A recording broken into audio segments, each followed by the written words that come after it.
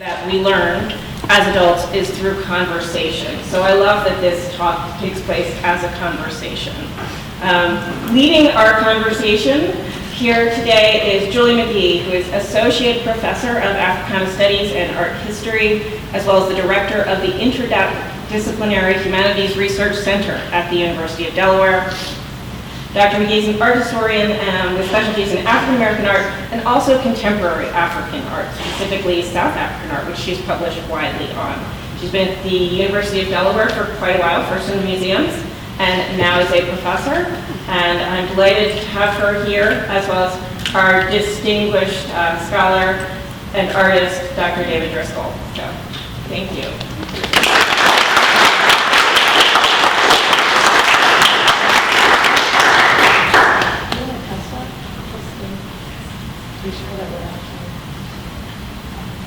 We didn't do a sound check yet, so.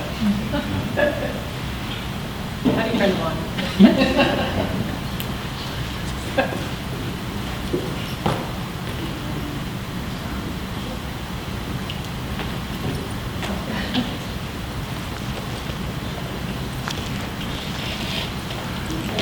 Sure.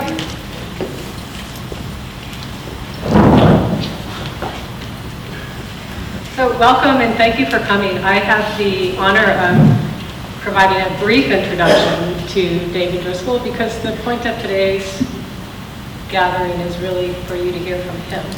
So it's very hard to write a short introduction, but I've done my best. And I'm going to start first by thanking Heather for introducing us and the Delaware Art Museum for hosting our conversation today, which coincides with, as she mentioned, and celebrates the opening of Posing Beauty in African American Culture, an exhibition curated by artist and scholar Deborah Willis. Dr. Willis and our guest today, Dr. David Driscoll, are both creative practitioners and cultural visionaries of indomitable spirit.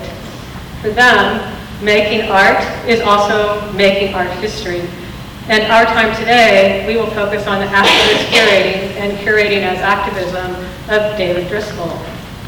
Today's conversation is part of the Living Legacy National Speaking Tour arranged by the Driscoll Center and supported by generous donation from Dr. Larry and Dr. Brenda Thompson. Established in 2001, the David C. Driscoll Center, which you see a slide of here, honors the achievements and the contributions of David Driscoll as an artist, art historian, collector, curator, and philanthropist to the rich heritage of African American visual arts and its history and culture. Located at the University of Maryland, College Park, the Driscoll Center is committed to preserving, documenting, exhibiting, as you see here, and here the current exhibition up at the Driscoll Center, exhibiting African American art, and also committed to the longue durée of replenishing and expanding the field. And I do want to say that most of these slides that have images in it today are courtesy of the David C. Driscoll papers that are part of the archives at the University of Maryland College Park, or courtesy of David C. Driscoll's studio.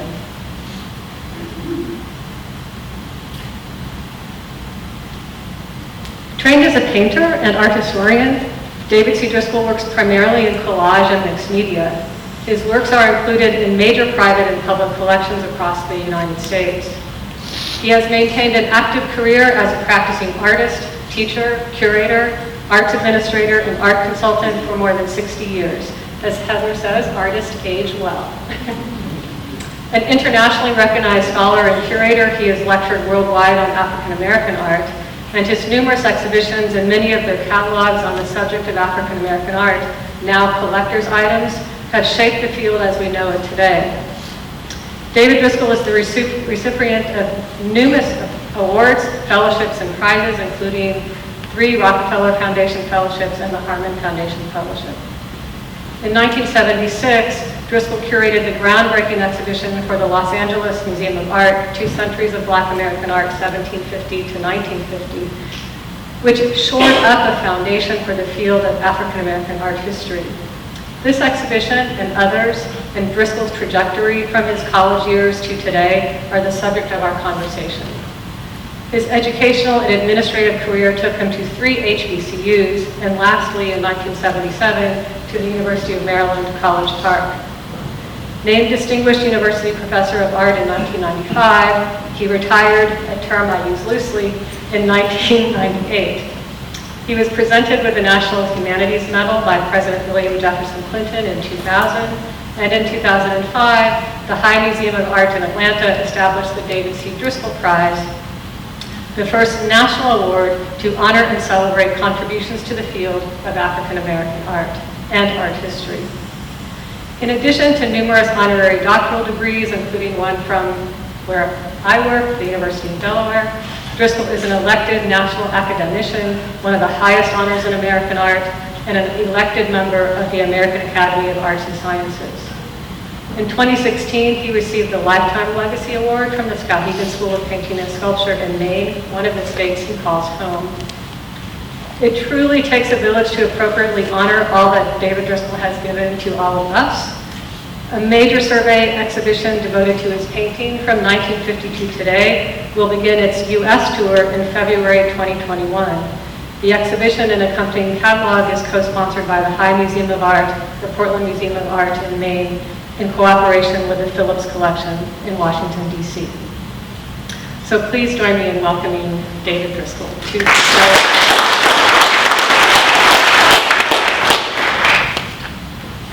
You will notice that I have some slides that actually have newspaper articles in them. They're not meant for you to read them, so don't squint trying to figure out what the text is. It's really just a prompt, and the headline is actually the most important. So here, I've brought a newspaper article that says it's an artist who feels responsible to promote African American art, and then is an article that was about ostensibly this exhibition, narratives of African American art and identity, that was a traveling exhibition of David Driscoll's own collection of African American art. So much of what we'll talk about today will be related to how David came to be the person who felt a responsibility, took on that responsibility, and how it has helped us shape the field of American art and become a foundation for the study of African American art. So we're going to begin, and probably what's most important here is, because we're going to start at Howard University, is that it was there where, quote, I'm going to quote you if you don't mind, "My teachers impressed upon me that collecting art was an affirmation of one's own participation in his or her own culture." So how did David Driscoll, from Eatonton, Georgia, living in North Carolina, end up at Howard University? Well, I will shorten the story because it's a long one. I attended a little four-room segregated high school in Appalachia, Western North Carolina, and had to ride 35 miles every day there, 35 miles back. On the way, we would go past about 4 big, beautiful edifices for the white students. Couldn't attend because of our race. But we had very good teachers who said to us, you must go to college. And buttressed by what my father and mother said, because we were sharecroppers. And then finally my father saved enough money to buy a little farm. And I said, no, I'm not going to be a farmer. And my father said the way out of this is through education.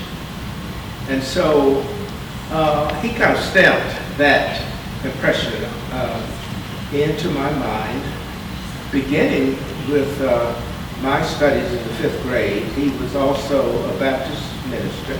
He had been a Methodist minister, but there were no African Methodist Episcopal churches in the area in Appalachia where I grew up. And, you know, Methodist people are very particular about their denominations. And since there was no AME church nearby, he joined the Baptist church. And he became a minister in that area. But it was like saying college is the ultimate. And attending this little four-room school, as I said, we had very, very fine teachers. One of the products of segregation in the South in those days was that the black teachers, obviously they couldn't attend school at the major white institutions, state institutions like the University of North Carolina, not even the private schools like Duke, what have you. But the state would pay them to go out of the state wherever anybody would accept them. And so we had fourth grade teachers who had master's degrees from Columbia, from University of Michigan, and schools like that. So in a certain way we felt superior, and we were, because we had really good teachers. And they encouraged us. They said, you must go to college. So out of that class of 24 people in that little segregated school, 18 of us went off to college. And I had planned to go to Shaw University in Raleigh, North Carolina. I had a little scholarship. And the night before, time to go, I announced that I'm going to Howard University. And my parents, were kind of taken aback, and everybody else. So the next day, I got on the train and in Kings Mountain, North Carolina, and came to Washington, D.C. Now, I had two sisters living in Washington, so that was in my favor. And I showed up, and my brother-in-law said, oh, you came to get a job. And I said, no, I came to go to college. And of course, that meant we had another mouth to feed. But the extended family was very important. And so the next day, I got on the streetcar and went up to Howard. And went to the registrar's office. And they told me, they said, school has been in session for 3 weeks. You can't just come to college. You got to be in session. And I said, well, I'm here, give me one. I had my report card, and I was class salutatorian, so why not? I could make up those 3 weeks. And they said, no, you can't just walk in like that. And I paid them no attention. I went ahead and sat in on class. I always say I was the first to sit in on, not the people in Greensburg. But anyway, make a long story short, my teachers were kind. They knew I wasn't properly enrolled, but they never said leave. And most importantly, when I'm at Howard University speaking now, I say, of course, now that I graduated and taught there and all of that, I say, well, thank God for Howard. They didn't call security on me. So later on, they said, if you don't come back until, say, January, we were on the quarter system, we will make sure that you're properly enrolled. And they did. And so that was the beginning. And I enrolled as a history student. And later on, became interested in pursuing art as a minor. And went over to the art building and took a course with Professor James Wells, the major graphic artist. And one day while I was working, Professor Porter came in and looked down on what I was doing, and he said, I don't know your name, you're an art major? And I said, no, I'm a history major. And he said, well, you don't belong over there, you belong here. So I went and changed my major. So we actually are looking at a slide that has James Porter in the Howard University Gallery, as well as his foundational text, Modern Negro Art. How did Howard prepare you for the artist, scholar, and curator that you have become? Well, I still say that HBCUs, and I know we have a number of people in the audience who are graduates of HBCUs, one of my former students, Professor Leland Ware, Fisk, and others there. They took great interest in preparing you for something beyond subject matter. They were interested in the whole person. So this whole concept of the arts being serviceably oriented in the humanities, it was very, very important. And so I came to Howard University at a time when the great luminaries, the great minds, were still there teaching. Alan Locke, Leo Hansberry, Lois Miller Jones, James Porter, and so many others. And they took interest in their students by inviting them to their home. We got a pattern of seeing how they lived, their art that they lived with. And so when I became a professor at Talladega College in 1955, I tried to emulate that. And then when I left Talladega and went to Howard to teach in 1962, I would invite my students in, and my wife and I would prepare food for them. And some of them still say, we'd like to come and eat. Because my wife Thelma, she's a very good cook.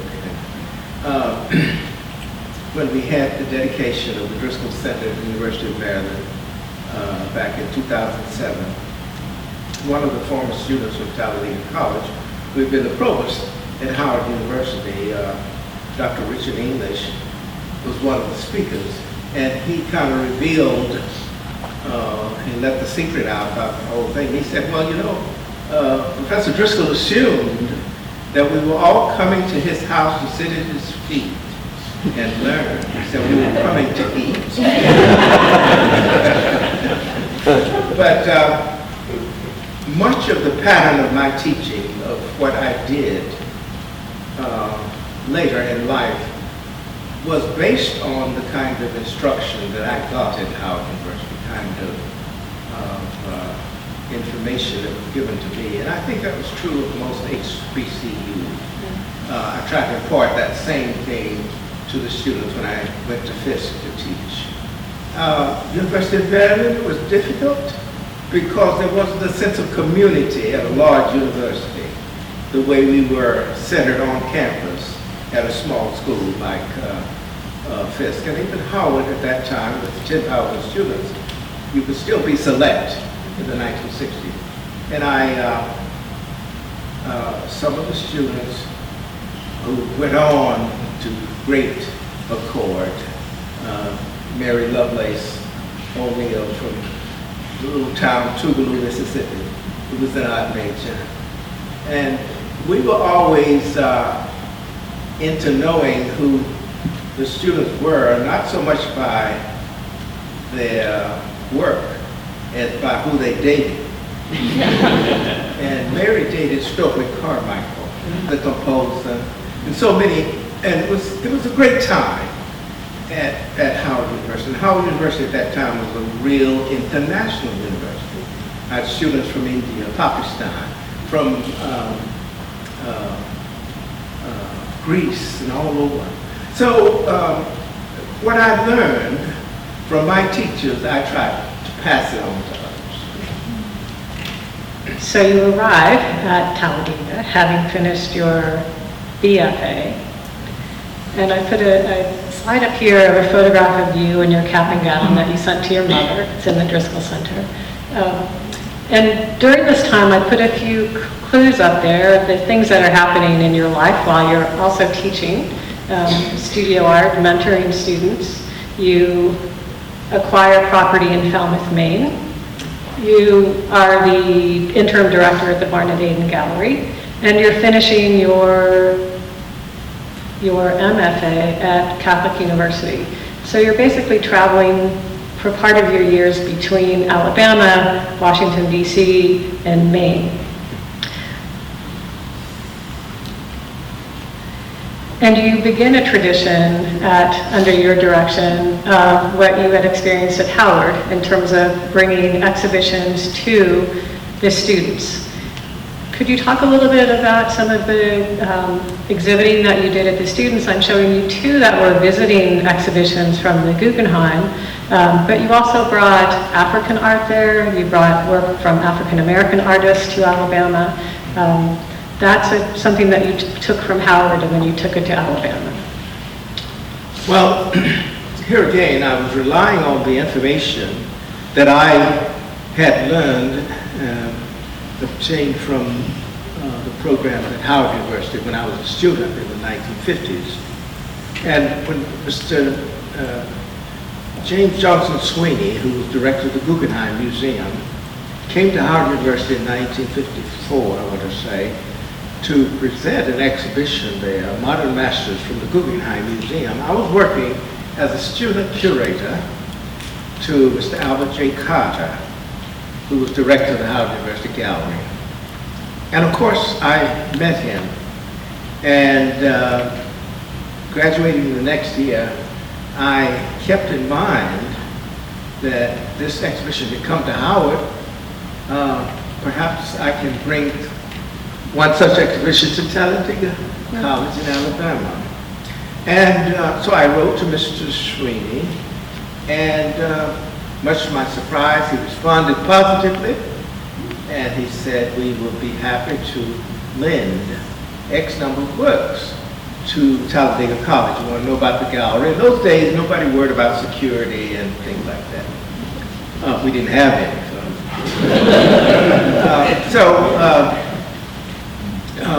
He sent about 30 books from the Guggenheim Museum, and I published a little catalog. That was my first publication, Modern Masters from the Guggenheim Museum. And in that picture is a student at that time, Richard English, who later became Dr. English and provost at Howard and vice president at Howard University, retired recently. And we are there hanging a Kandinsky.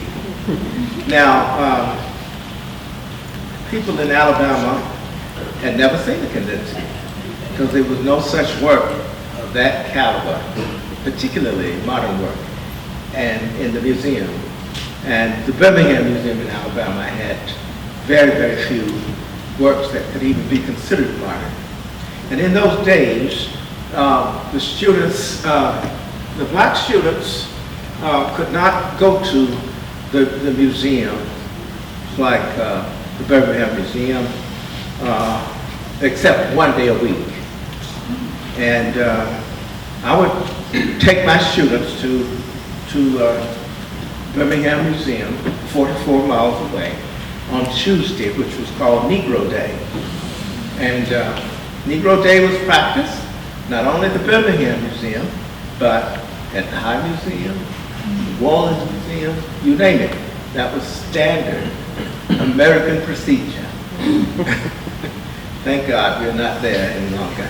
But one of the restrictions was the white students at the local, there were no local colleges nearby, Montebello College, King University, University of Alabama, and Birmingham, Tuscaloosa, etc. They were not permitted, not because Talladega didn't welcome them, but they were not permitted to come to a black institution.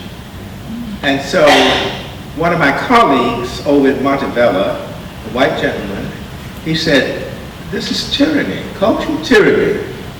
He said, I'm going to bring my students anyway, but he said, I'll have to bring them at night. And so we opened the gallery for him to bring his white students. And of course, the word got out on his campus and they fired him. So that was the atmosphere. So this was our first exhibition. And thereafter, we started bringing African American artists and others to Talladega. For the condition of the photograph, but I still wanted to show it to you. So in terms of the collection at Talladega in African art, So this was something also that you had seen at Howard, a kind of Catholic type of exhibiting. There was an African collection, but work was shown by African American artists as well as other American artists and European artists. Yes, I wanted to have a whole diverse curriculum of exposure. And of course, I was aided by that, by a woman at the Harmon Foundation by the name of Mary Beatty Brady. And she had been director of that foundation since the 1920s. She liked me, and she would very often make special considerations to send things to me. If she didn't like me, didn't get anything out of it. But luckily, she always supported me, and she was my first patron to send me to Europe to see the great monuments and the art of Europe in 1964.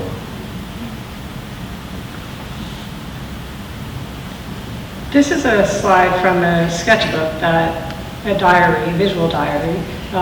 You've kept visual diaries throughout your life. This one I find particularly intriguing because it covers these particular years from teaching in Talladega, laying out the property that you have in Maine, but then also speaking to some of the issues. It has notes from lectures that you took at Catholic University as you're working on your MFA.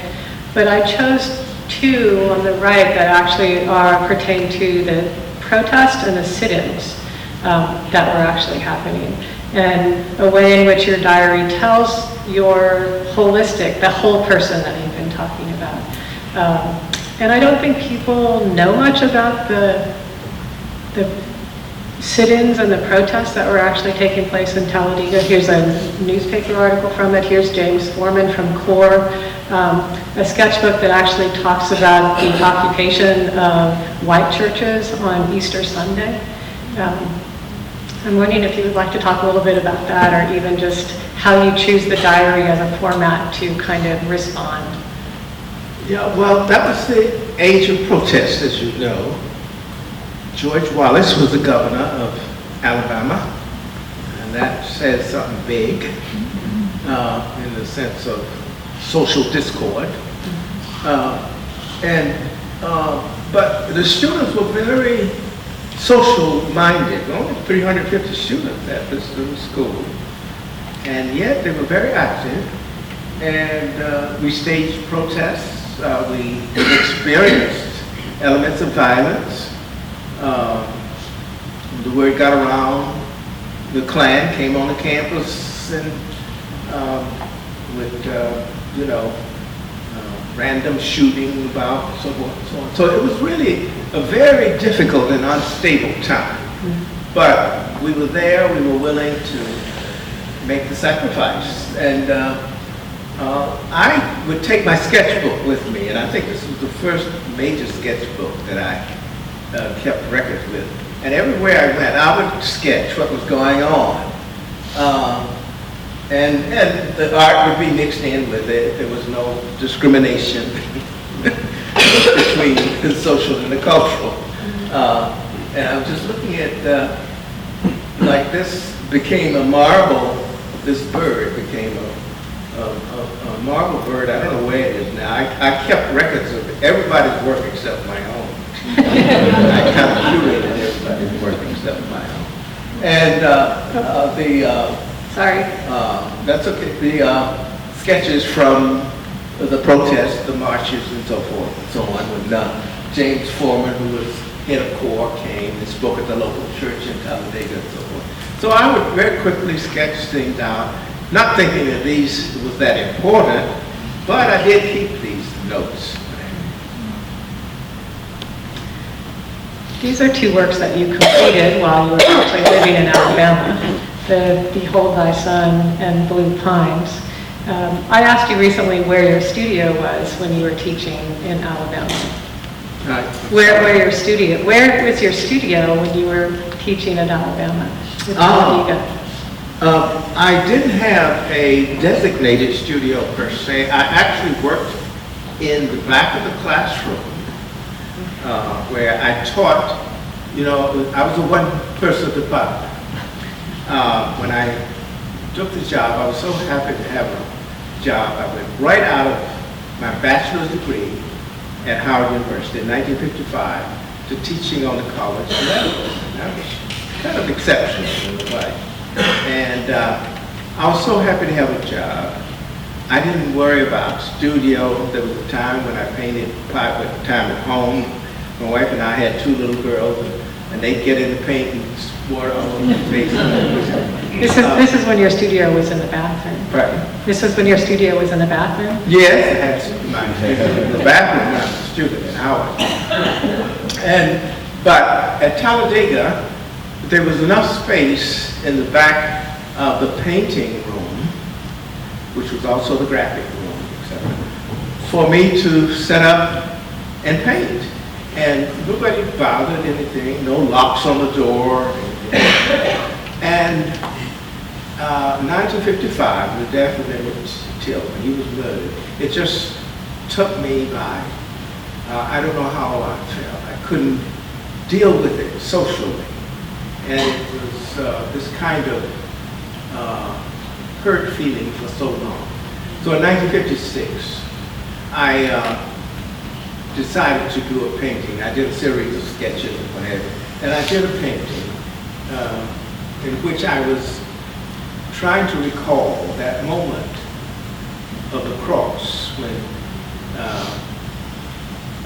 Jesus says to Mary, you know, woman, behold thy son. Look back, look and see what they've done. Because that's what Mrs. Till was saying when she had the open casket. Look, see what they did to my son. And so this was a painting for me which was really cathartic in certain ways because it was cleansing. I was really being eaten up by that kind of remorse and that kind of hate. So I did this painting and then put it away. It may have been exhibited once. Then I put it away for years. And I left it at Talladega when I left. And some 30 or more years later, one of my former students, a colleague, called me and he said, do you realize you left X number of paintings in the closet? And he said, you know, they don't belong to us, but so I said, keep the watercolors, but send me the Behold That Sign. And so he did. And this, the people at the National Museum of African American History and Culture saw it and came by and purchased it. And then at Alabama, a couple years later, I just decided that I couldn't deal with painting people anymore. So I said, I'll just paint landscape, I'll paint trees. I had been to Skowhegan up in Maine, and I had beautiful pine trees and what have you. And I had started working on my thesis at the Catholic University of America. And my subject, I got my teacher to approve my subject of working on pine trees as a symbol of eternity. And so I started the pine series down in Talladega. I started my graduate work in 1958. And this series came, and I'm still painting pines. But they too were cathartic for me in the sense that here's this beautiful subject in nature that I could relate to, that there was no confrontation, there was nothing wrong with that. And so the pine became a symbol of my own endurance in that sense. Talladega, you go back to Howard as a professor, later acting chairman of the department overseeing the art gallery. And you are still working for the Barnett Aiden Gallery. Right? And you finished your MFA. And so there's a brief interlude where you're back at Howard. And you're painting, still painting pines, but you also begin to turn to these large paintings that are dealing with more Christological subject matter. Jonah and the Whale, Angel Gabriel.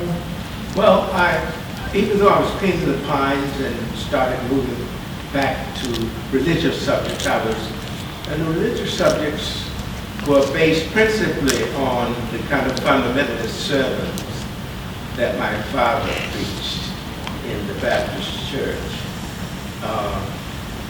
As a kid, I would sit there and visualize Jonah and this whale. The last of all requiems, Gabriel blowing the trumpet.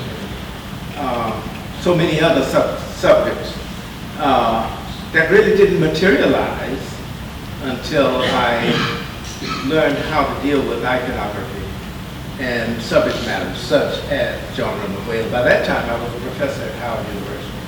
And so a number of the subjects are religious in that sense. But I was also experimenting with other forms of modernism. And to me, this was a very important period in my painterly pursuit, because it was a chance for me to combine the rhetoric of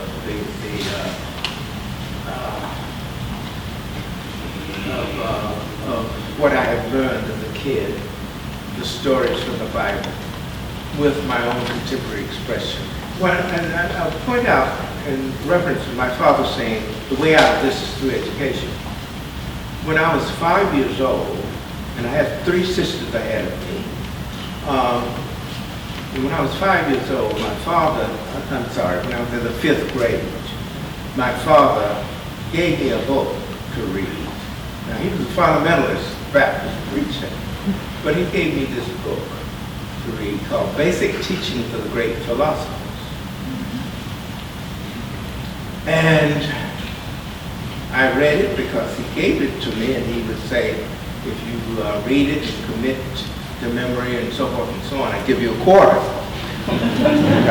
And he would also say that about certain scriptures in the Bible. You memorize the first Psalm, I'll give you a quarter. So he didn't realize the next morning I was repeating, blessed is the man who walketh not in the counsel of the godly, and the whole thing, my quarter. So some of that was his urging of me to explore my own intellectual life on that limited basis. We couldn't go to a public library. Black folk weren't permitted to go to the library. Occasionally, we could have a friend check out a book for us and bring it that way. So there's always he would always say, there's always a ram in the bushes, biblical phrase. So there's always a way around that, and he was helping to perfect that. So this whole notion of bringing the subjects back, what I heard as a kid, was a part of this. Fisk University in Nashville, where you were for a decade, expanded the department, curated several exhibitions. It's during that time that 2 centuries of Black American art actually happened. You take your first trip to Africa. You create a larger department than was actually there. This image of you in your studio, your office, is striking in comparison with the one at Howard University. So for you, what was that transition like? How did you get to Fisk? The transition from Howard to Fisk? I'm sorry, the last part. How did you get to Fisk from Howard? I'll go back to our good friend, Miss Brady at the Harvard Foundation, who was a dear friend of Aaron Douglas. And Aaron Douglas was about to retire from teaching at Fisk. He'd been there since 1939. He did the murals at Fisk in 1931, but he started teaching in 1939, and was a one-person department, like I was at Talladega, pretty much. And so I'd known about Mr. Douglas and his work and what have you, from the Harlem Renaissance and all, but I had not met him until the 1960s. And so Miss Brady insisted I should accept the invitation to go to Fisk and lecture at the Fine Arts Festival. And that was in April of 1966, and that was my first time meeting Mr. Douglas face to face. And he then said to me, I'm retiring at the end of the school year, and I really think you ought to consider coming to Fisk. And I was like, Fisk? I'm at Howard. Why would I want to come down to this little school? And then, of course, when I looked around and saw the richness of this institution, his murals were there, the special collection in the library, which is really second to none. It's like a little Schomburg. And so I had second thoughts about it, and of course Miss Brady was saying, look, you could go to Fisk and build on that tradition that Douglas had, and it would really be great. And so they kind of made me an offer that I couldn't refuse by doubling my salary from Howard. So I went down, and they really gave me a chance to build upon the tradition that I had learned about at Howard, of Porter, of Herring, of Wells, of Lois Jones and others. And I brought in various artists who were, you know, the visiting artists. They gave me a chance to have a visiting artist series. Walter Williams was one of the first visiting artists that I brought in. He had been my roommate at Skowhegan in 1953. I brought in Jacob Lawrence in 1968 for the opening of the Toussaint Louverture series. And so I had a chance to exercise my own intellectual pursuit there. And I still say it in the presence of my Howard colleagues in ways that I could not have done at Howard. And just going to go back to this for a second. You do make your first visit to the continent of Africa, traveling on a fellowship, and then you spend part of January as a visiting professor at the University of Ife.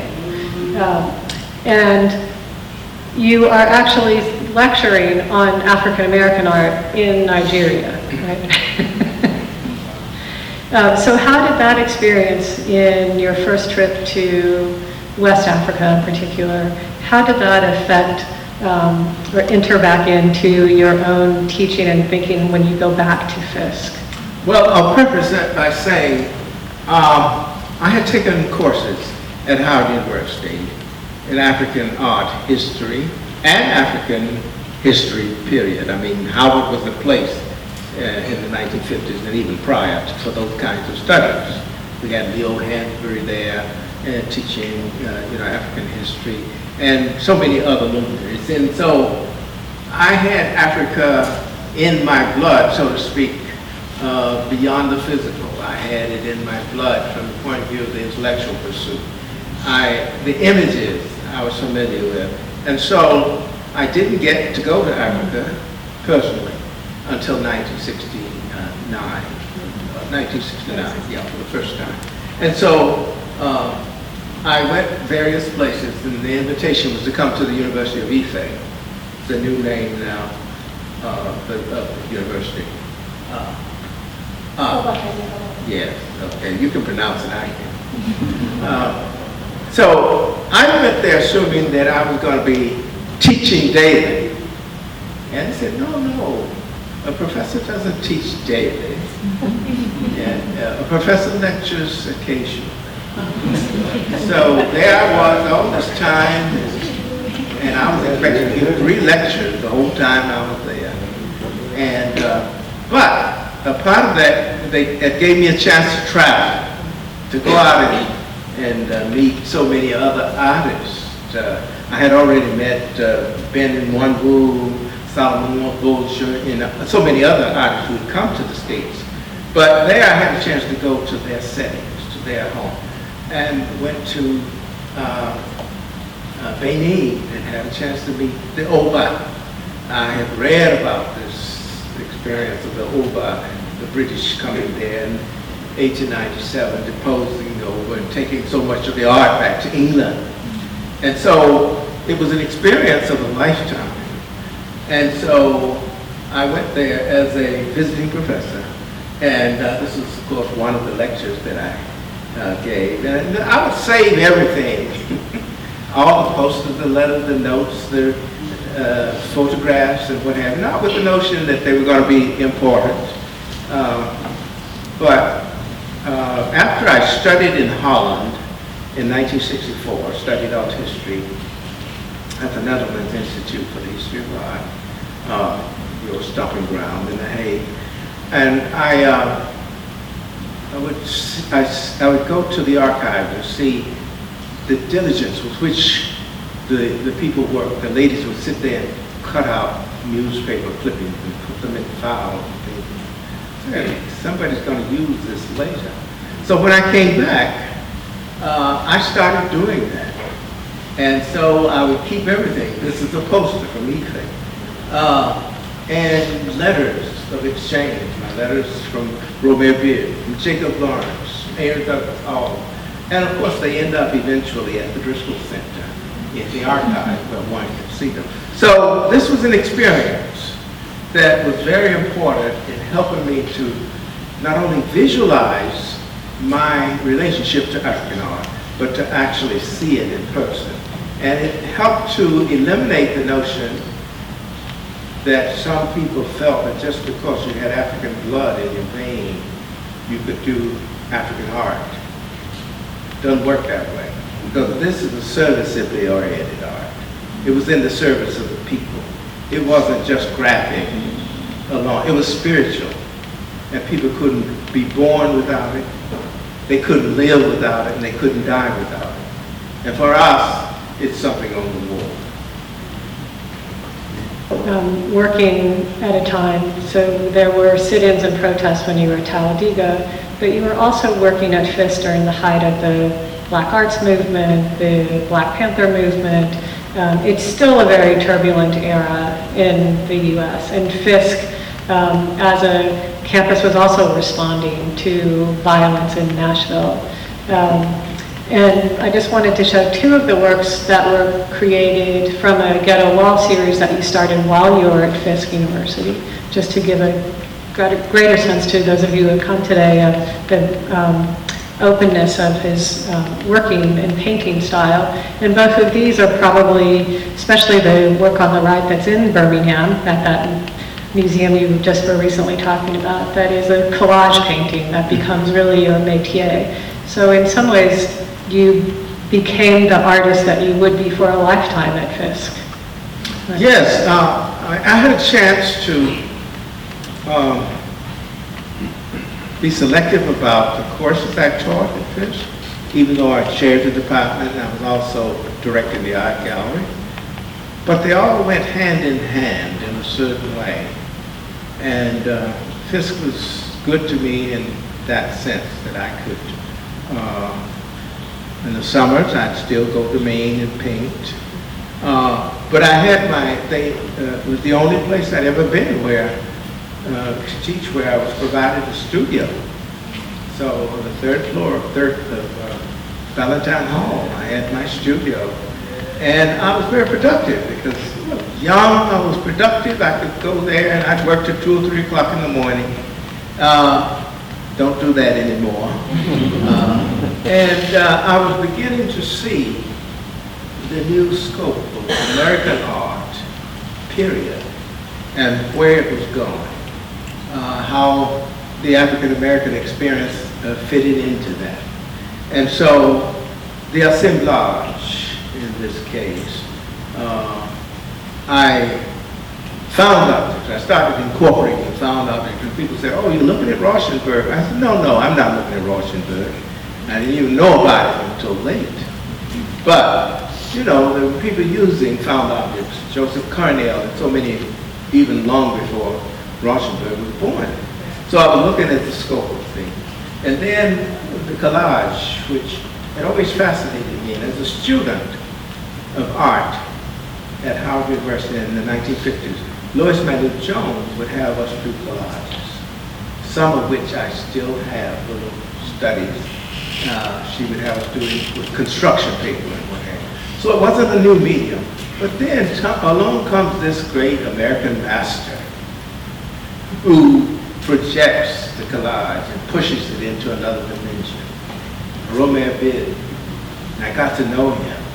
And I would go visit him. He would come and he visited us in Nashville and so forth. And so I started pattering what I was doing after him as a mentor. And one thing he said to me was, he said, be careful about the kind of photographs you use in your collages.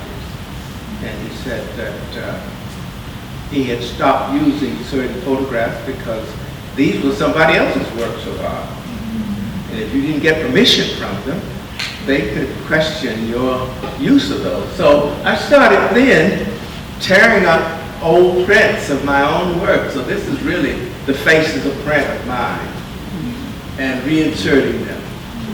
A piece of woodcut here, woodcut there, and then other pieces torn and what have you. So it was an experimental process for me, but at the same time, it was a very rewarding one because he then said to me, because I had started trying to imitate what he was doing, and he said, here he said, at the show I did in New York in 1980, he said, I appreciate the fact that you appreciate me enough to give me that kind of credit. He said, but you want to hear your own voice.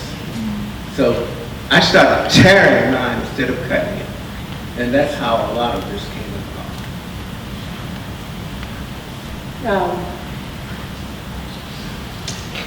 So we were looking at this earlier. I just wanted to remind folks here that the Delaware Art Museum has a work that they acquired of yours on the left, which is based on the homage piece, the collage piece, Night Vision for Jacob Lawrence. I'm not sure if it's out, but I know that Heather has written about it, but certainly something to look at when it does come out. So Jacob Lawrence is here, second from the left, and then Aaron Douglas.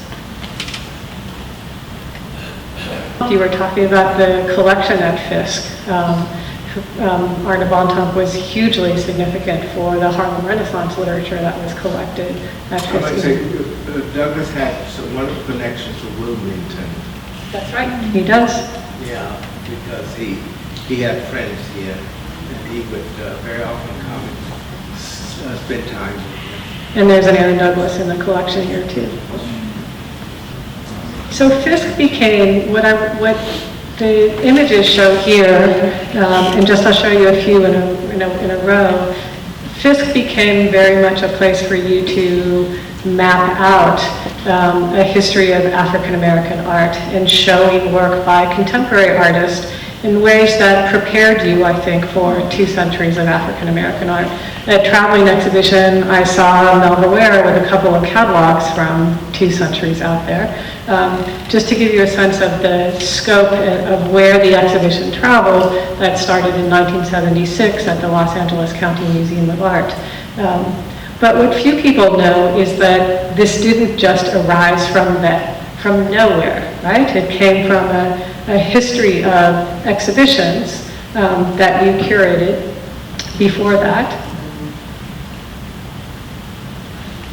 Here's a comment where you basically say you already had it in your head before you were actually asked. I could have never done it had I not had 25 years of research before then. I knew what I wanted, what the key pieces would be. The format was very clear to me.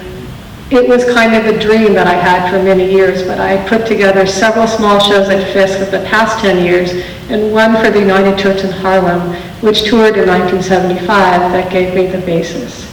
And I'm wondering, so that one that was at the United Church in Harlem, just a couple of the other exhibitions that predate the 2 centuries of African American art, a catalog on the left of one of the many exhibitions that you curated at Fisk University, one that you curated in Philadelphia, Pennsylvania in 1968. Amistad, which also came to Philadelphia. I don't know if any of you are of the age where you could have actually seen it. This is the exhibition that also predates 2 centuries of African American art, 1975, that came out of Fisk. Here's an image of it showing at the Library, in Washington, D.C., the Martin Luther King Public Library. Most of these spaces, though, were black spaces, black exhibition spaces. So 2 centuries of black American art was different. So, yes. Yeah. So can you talk about that movement from curating for, here's when it was at the in Philadelphia, curating 2 centuries of African American art as a traveling exhibition that would then go to what really were largely white institutions at that time. Two exhibition preceded the 2 centuries exhibition, but in a certain way it was the format of what I wanted to do on a smaller scale. And it was a small exhibition, of course, and it led itself to smaller galleries and to places like libraries and small African American exhibition spaces. And here, as you said, is the public library in the District of Columbia. But it went to numerous places around the country that the 2 centuries exhibition obviously could not have gone because of its size and the time. Can you, because I am mindful of our time, can you talk about curating as activism in the sense that we are here also today celebrating Posing Beauty and Deborah Willis's work, but certainly the enormous impact that your work as a curator has had, let's go back to 2 centuries, has had as a foundational text. Probably, I don't know how conscious you were when you were thinking about the evolution of it, and then how do you look back on that today? Well, I was not cognizant of what really was going to happen with reference to this exhibition as a page setter in 2 centuries. And as you said, going to, in this case, all mainstream white institutions over and against where Amistad went. But I think the larger audience in these places laid the groundwork for museum directors to see that there was a body of material, a body of work out there that even they weren't familiar with, that was as good or better than some of the things they were showing. So it became kind of a pace setter in that regard. And I had no notion that this catalog would become kind of a model for study. I was doing it based on my own research, on my own interests. And so then to have it show up at these major institutions gave it validity that it would not have had by, say, being at some of the, even at a historically black institution. So this then becomes one of the research tools that people use. And I think, to a certain extent, one of the means by which I met you as a scholar who became interested in the African American experience. Eve, almost really, Christmas Eve and New Year's, you and your family depart Fisk University. This is a party for you that's being held. And I'm thinking that that might actually be a catalog of 2 centuries that you might be signing there. But then you moved to the University of Maryland, College Park.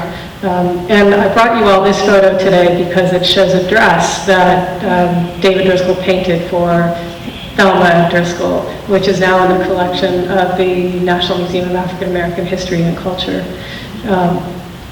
So the move from Fisk University to the University of Maryland, do you want to talk a little bit about that? Well, as you say, this was a kind of a going away party at Fisk University in Jubilee Hall in December of 1976. Everybody knew that I was coming to Maryland in January of '77. And so the community turned out in big numbers, the great send-off.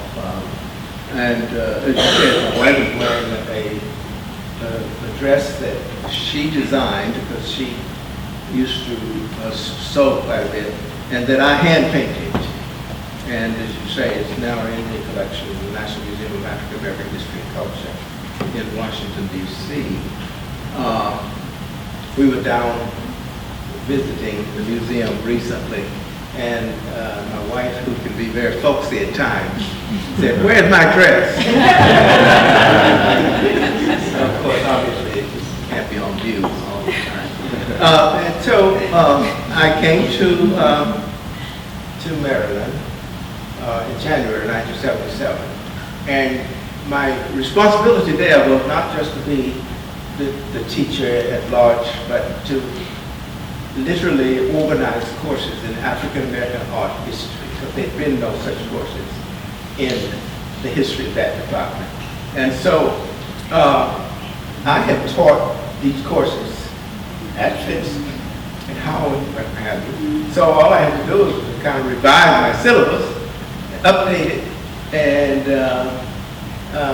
and bring it into contemporary times. But I also taught a course called Methods and Materials of Painting, which I had learned from the paint master himself, Leonard Bocour, the great paint manufacturer, when I was his assistant at Skowhegan School.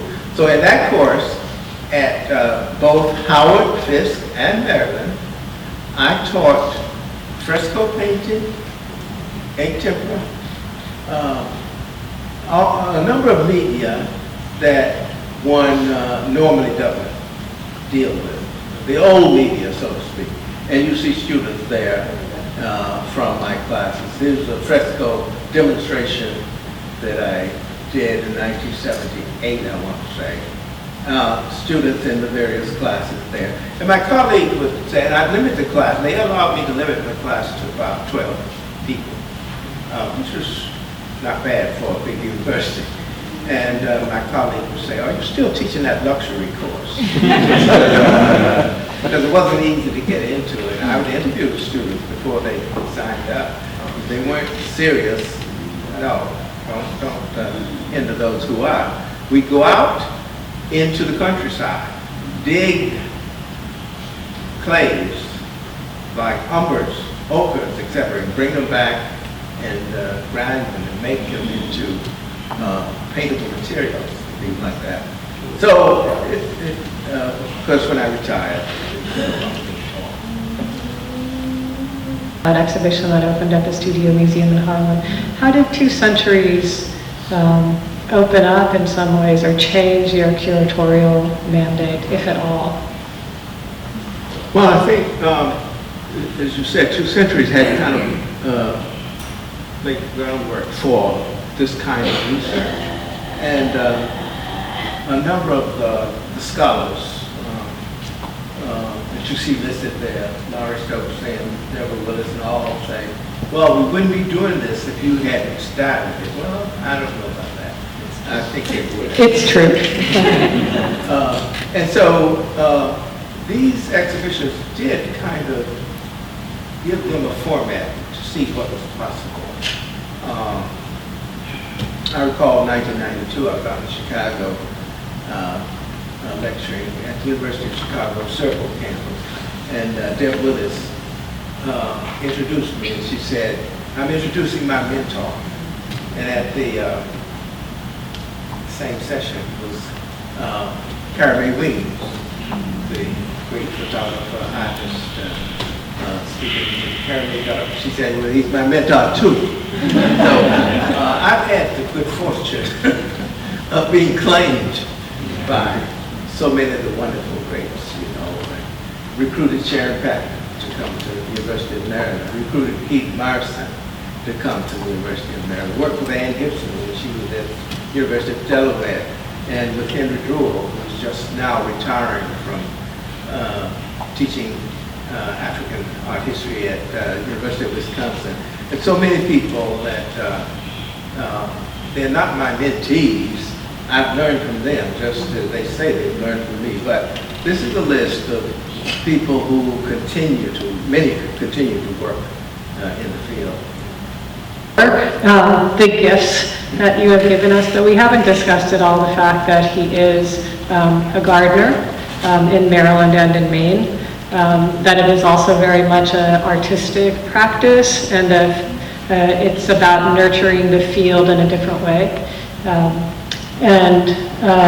This idea of conjuring both a field that is productive exists both in nature and in terms of your practice as an artist and as an art historian and curator.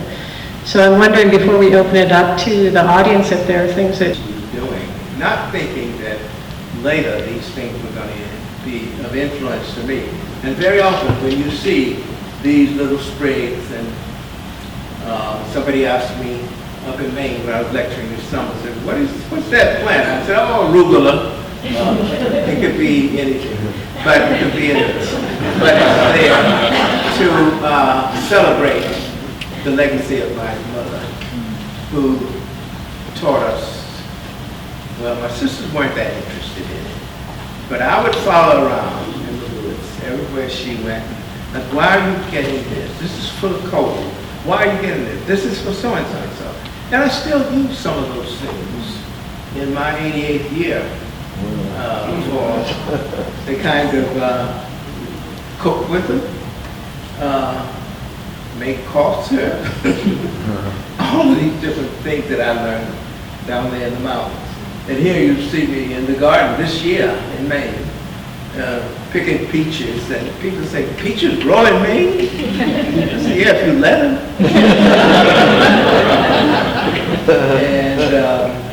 And my little acreage there, I have peaches, grapes, pears, apples, plums, you name it, plus my vegetable garden. And I tend to all of that lovingly, because they give us something very special. And I don't leave Maine until I pick my pears. This 2 weeks ago, I picked 2 bushels of pears. And my nephew, who helps take care of me, and my art manager, he drove them all back down to Maryland, and of course, to the disgust of my wife, having to peel all those pears. But we, in a certain way, we live partly on the land. The land gives us so much. It gives us the sense of knowing a vision of the one, the true and the beautiful. It also gives us the sustenance by which we live. And so, for me, nature is always one with what I do, because it's part and parcel of my history, my current interest, and hopefully I will continue to have that kind of interest. Just the floor is being seated. Could you tell me more about your experience with the Barnett Aiken collection, first as a resident of the gallery and then as interim director, please? Yes. Around 1952, as a student at Howard University, trying to make ends meet, had a family. My wife and I had one child at that time, late 1952. And so I was working at the Barnett Aiken Gallery part-time with Mr. Alonzo Hayden and Professor Herring, helping to hang paintings, to place them in the proper perspective and storage and things like that. I didn't consider myself a curator, but I was learning, because I was learning from the masters. And so I worked there for about two years, and it was there that I met. In those days, they would have these gatherings that were like salons, and famous people who came into town would always come to the Barnett Aiken Gallery. This was the gallery which was started by Alonzo J. Aiken, an African-American curator, the first African-American to really be professionally trained as a major curator. He attended the Albany Institute of Art in in New York, and he studied in Berlin in the 30s and so forth. And I think in the Driscoll, in the archive, the Driscoll Center, in the one of the folders, either Professor Herring or Mr. Aiden, on the Bernard Aiden Gallery, there's a letter that Mr. Aiden gave me when I was working there with the envelope. He was studying in Germany in 1936. You know, that was a difficult time because of the rise of Hitler and all of that. And he wrote back to Professor Herring to tell him about his experience there. And the swastika stamp on that letter, the little piece of history in a certain way.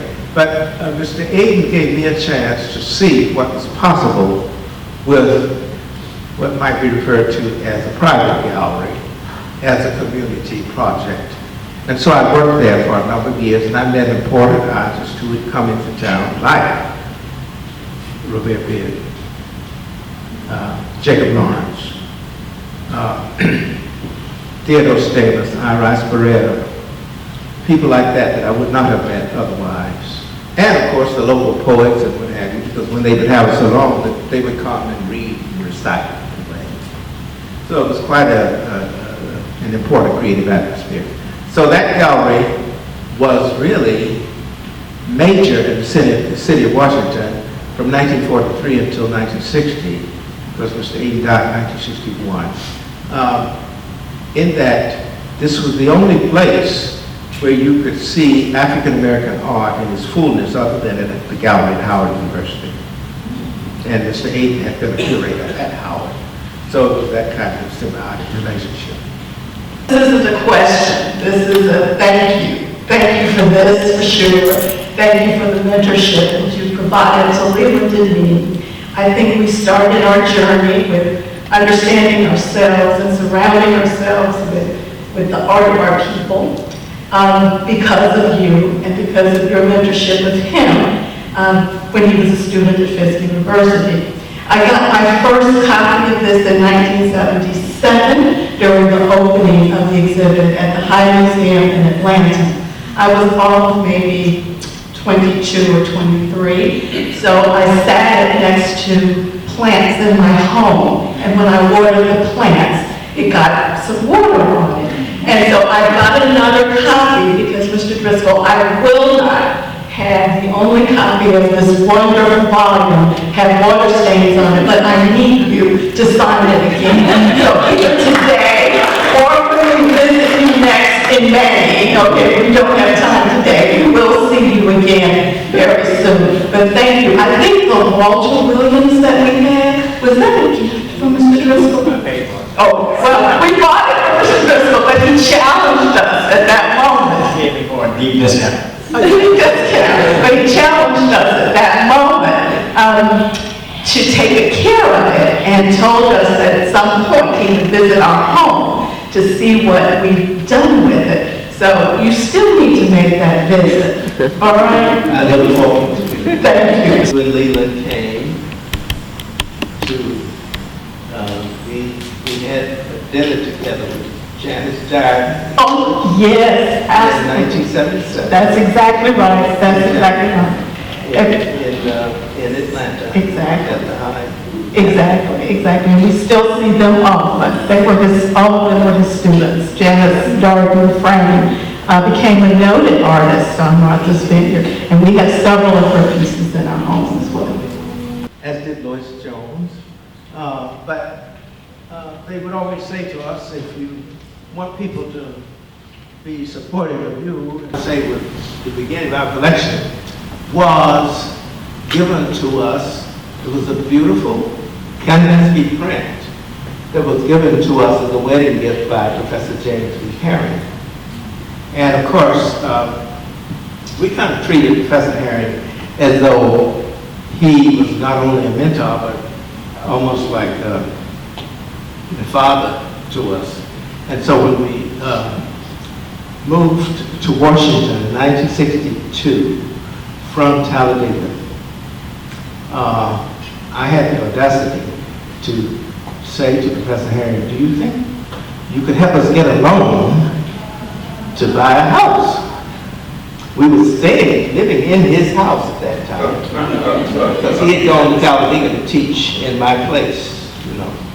And he said, no, I'm not your dad. He said, sell that Kandinsky. And I did, and I'm sorry that I did. Because a year or so later, I went to the Guggenheim Museum, and there was the same print on the wall. And I said, oh, wow, okay. But I had a home.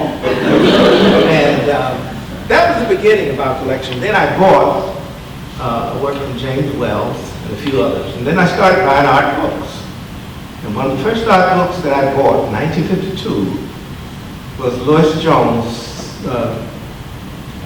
book Pictures. She had self-published it. And of course I had to buy it because I wouldn't have gotten out of her class without buying it. But I'm glad I bought it because it's a major collector's work now. So we began collecting, and I often say, taking milk out of our little kid's mouth, buying art. But now, at the same time, some of that art has helped with their kids going to college. We didn't buy it for investment purposes, but that's an angle that, you know, you want to consider as well. Your 200 years show, it's the same year I graduated high school, and I grew up on the edge of Harlem in New York City, so I had a lot of interesting childhood.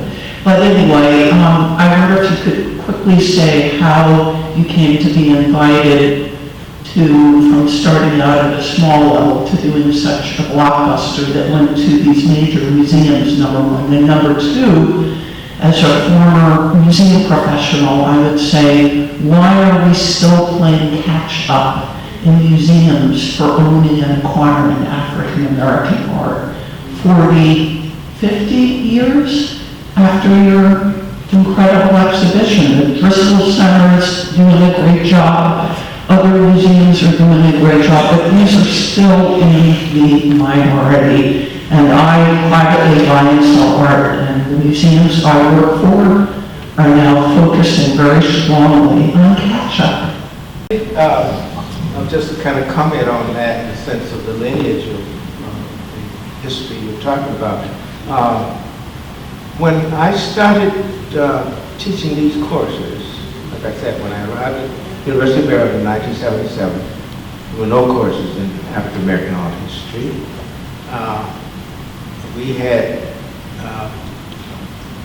it wasn't an easy time getting it into the curriculum because it was not considered standard, but there were enough students across racial lines who were interested at that time in the subject that they had to acquiesce and say, yes, this is an important part. But the important thing is my chairman had recruited me there, Dr. George Levitine, had recruited me there with a specific notion in mind that I was going to develop a curriculum in African American art history.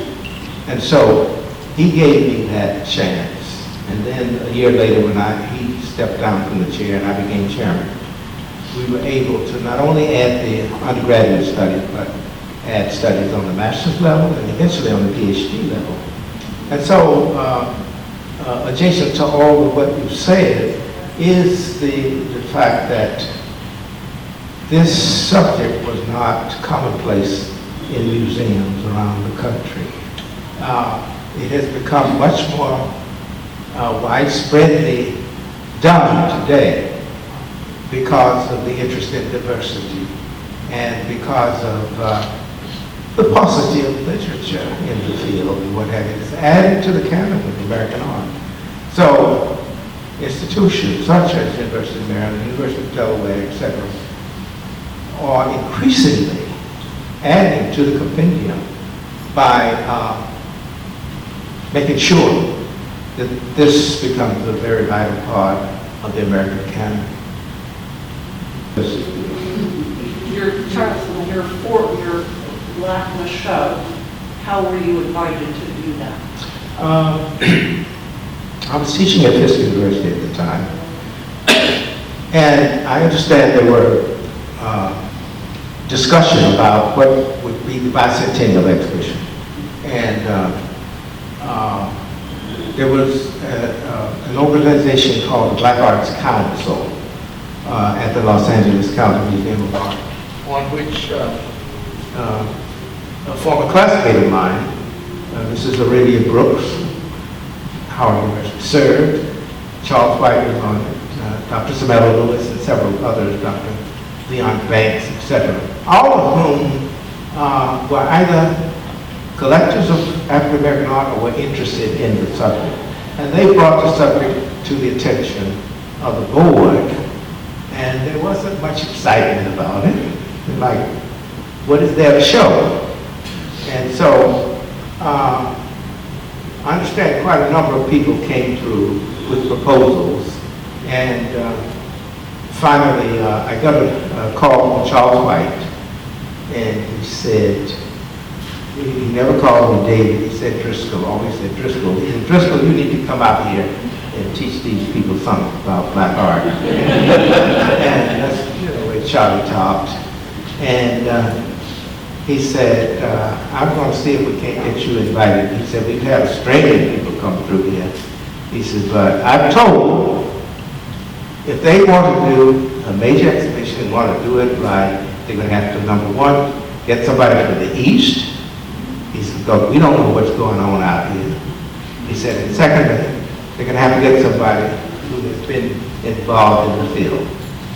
And so he asked if I would consider coming if they invited me. And I said, yes. So I didn't realize when I got there, I brought, a proposal out, about 12 or 15 pages or so, what I would do, what I would include.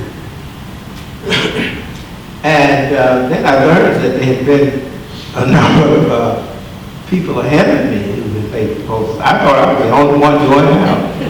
And I thought, no, I'm the last one. And so I presented my proposal to the board. There was one African-American person, Mr. Robert Wilson, a businessman, on the board of the LA County Museum at that time. He was a collector. And I think he's still alive. He's around 97 years old. And he gave a very passionate speech about why. And everybody listened. And there was then the question and answer period. And Mrs. Golden, the Metro Golden Mayer, was on the board. I don't remember her first name, but she said to me, Professor Driscoll, I've listened to your presentation. I see what you presented to us. She said, I'm Jewish. She said, but I would not want to present an exhibition of Jewish art in 1976 for the American Bicentennial. And so I said, well, Mrs. Golden, no offense, but I know you know your culture better than I. But I know it well enough to know that Jewish people have always been in the vanguard of American culture. I said, I was sent to school partially by a Jewish couple from Greenbelt, Maryland. And I said, one of the most important things in their life was art. I said, so I know you know your history, but there would be no need. I said, I studied with Jewish people, Jack Levine, Morris Lewis, etc., etc. I said that there is a lack of information, of knowledge about what Africa and the world, we're saying black artists, have done, how they have contributed to the field. And this exhibition will be educational, not only for black people, but for everybody. And it will be there to help redefine and become a revisionist approach to the American art canon. So, that's what African American art is still doing. It's not a separate movement. It should shouldn't be looked upon as something different and special. It's American from the core. And it's a part of the larger definition of what culture is about in this country. That's what I've devoted my life to saying and doing. Dr. Driscoll, my name is Farmer McCary. I'm over here in this Mandela shirt. I hope that I would have this opportunity to publicly express my appreciation to you for coming into the Goins house at the time you were receiving an honorary doctorate degree from the University of Delaware. And to view the Aaron Douglas mural, the Haitian mural. I am not an artist, art historian, art anything, except that I just feel that our art is an important part of our culture. I did not have a chance to tell you, and I'll just take 30 seconds. My interest in the mural really came about because my great aunt was the cook for the Goins family and remembers Aaron Douglas visiting their home and serving him. And she spoke so kindly about how kind a man, how nice a man, how respectful he was. And that's how I got introduced to that mural. I asked you a question back then. I'm almost afraid to ask it now because your question inspired me to try to develop at that site a small African-American art gallery. Dr. Driscoll, your response to my question was instrumental in buttressing my thoughts about this house being made into a gallery. I asked you, do you think that this would be an appropriate site to establish a small gallery, a small African-American art gallery? And you said yes. Now, I've been about the business of trying to do that, and I'm almost afraid to ask you this question because we are about 30 days or so away from opening the first level of the Loper Douglas Gallery of African-American Art at the Goins house. Is there still a role for small galleries like the one that we're about to open?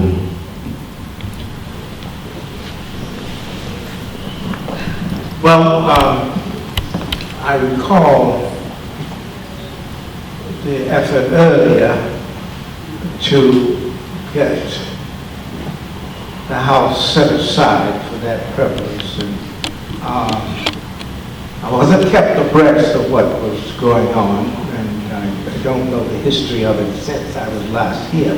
However, I would simply say that knowing the relationship about the relationship that Professor Douglas had with the Goins, the kind of patronage that they gave him, the support, the effort to help promote his art, I would say that it indeed would be a respectable and most enlightening thing to do, is to preserve that kind of relationship, be it as an art gallery, an art center, an art forum, or what have you, in the sense that it speaks to the concept of community, cultural community, which we never have enough chance to expand upon. And certainly the Goins played an important role in his development, in Douglas' development. So it's the kind of thing that would be a welcome addition to, as far as I'm concerned, to community efforts to preserve that aspect of our culture. Thank you, Dr. Driscoll, for your extraordinary gifts to us and for your time today at the Delaware Museum.